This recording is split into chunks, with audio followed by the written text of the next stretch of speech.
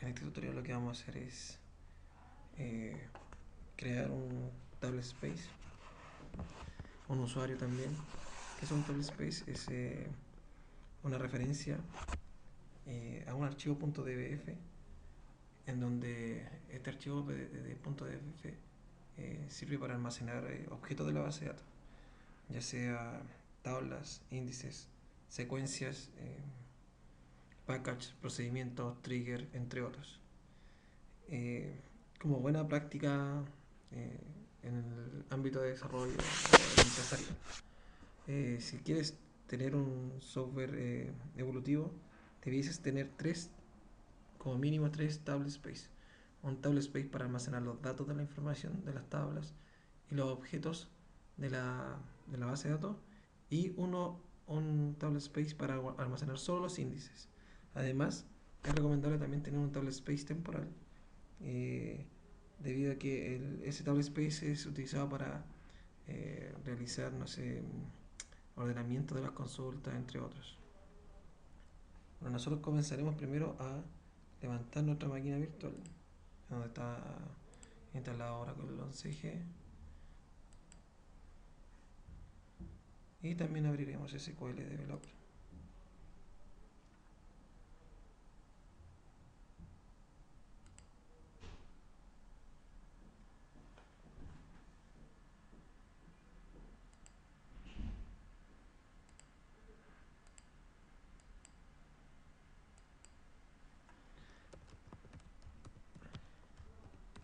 Iniciamos sesión acá como root.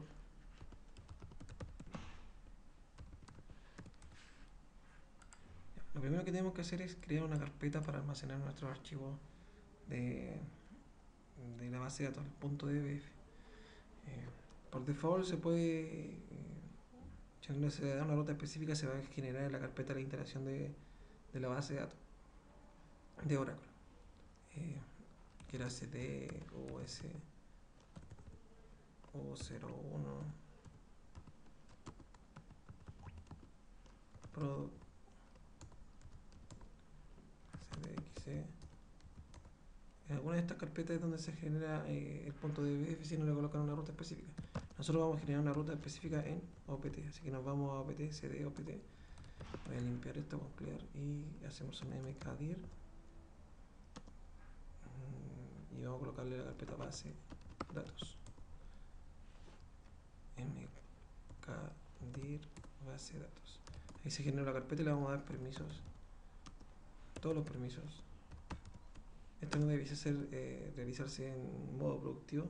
Se genera un usuario específico para la base de datos y ese usuario solamente debiese tener los permisos. En este caso, como estamos desarrollando, lo vamos a dejar habilitada la carpeta para que cualquier persona pueda hacer modificaciones.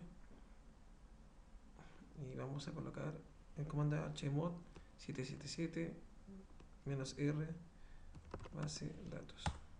Si hacemos un ls, ahí tenemos todos los permisos para poder acceder a esa carpeta. O cualquier usuario puede tener permisos para escribir y leer esa carpeta. Ya, ahora nos vamos a conectar a la conexión que teníamos anteriormente de CentOS, que es la de administrador, y vamos a ejecutar los siguientes scripts. Los vamos a ir explicando línea por línea.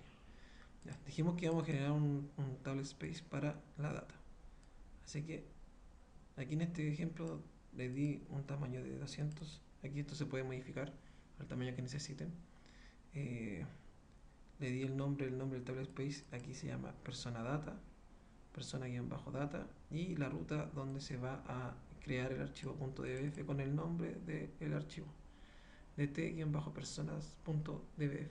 Entonces, al ejecutar esta sentencia, crearemos un table space para los datos de un tamaño de 200 que se va a llamar persona data como table space, y el archivo físico es dt-persona.dbf, y se va a generar la carpeta que creamos hace unos instantes. Así que vamos a ejecutar este script. Se demora un poco porque debe crear el archivo físico.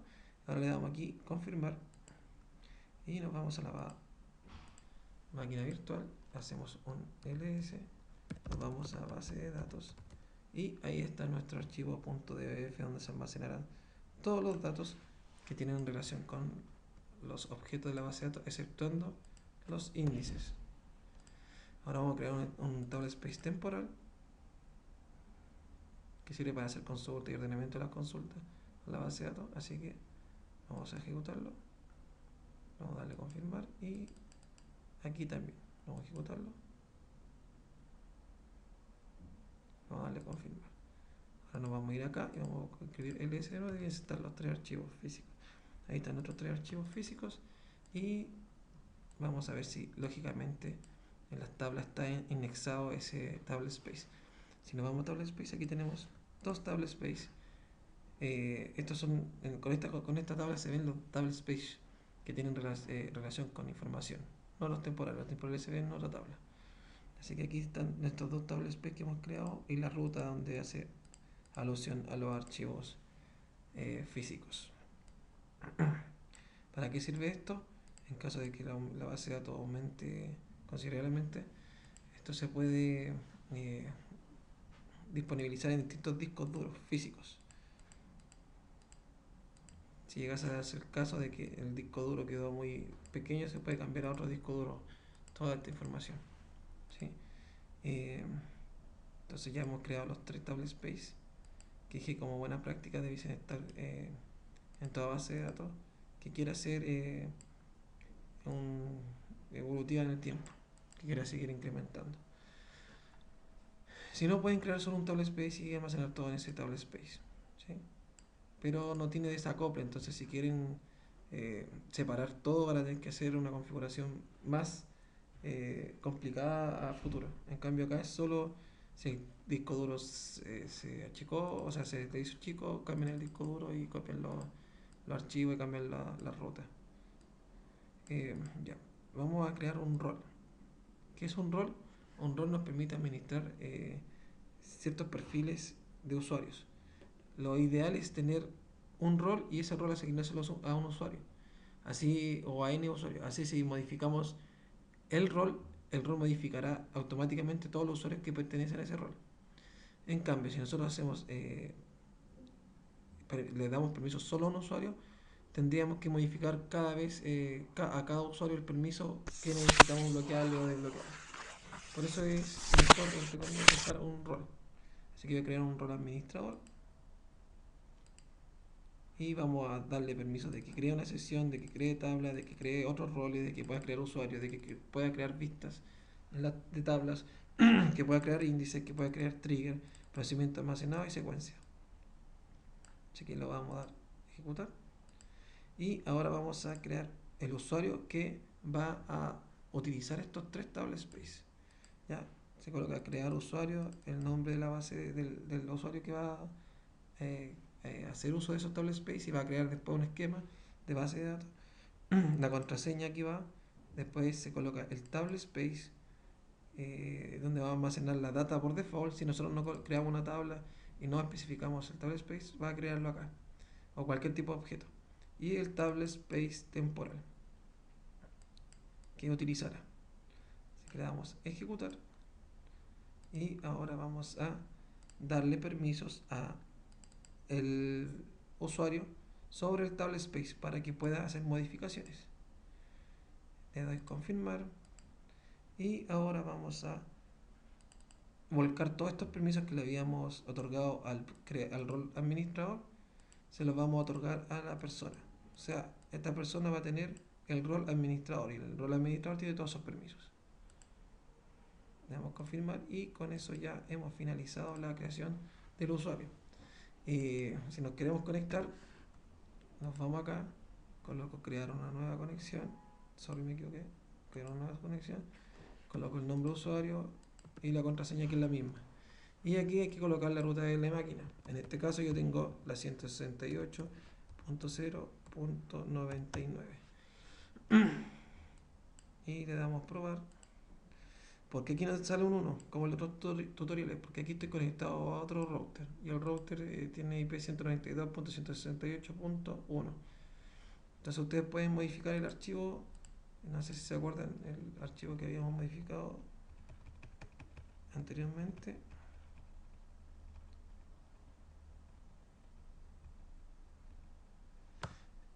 El archivo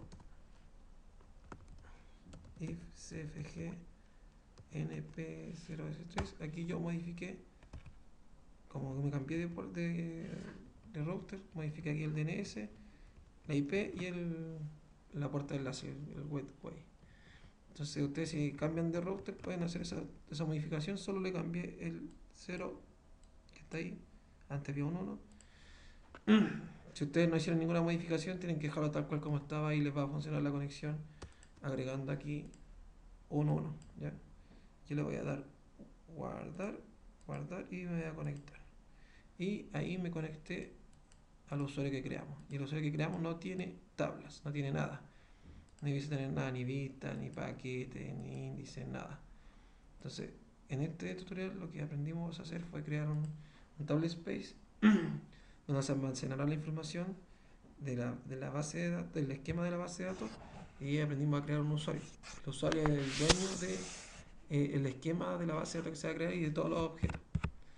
En el siguiente tutorial vamos a ver cómo crear un esquema de base de datos.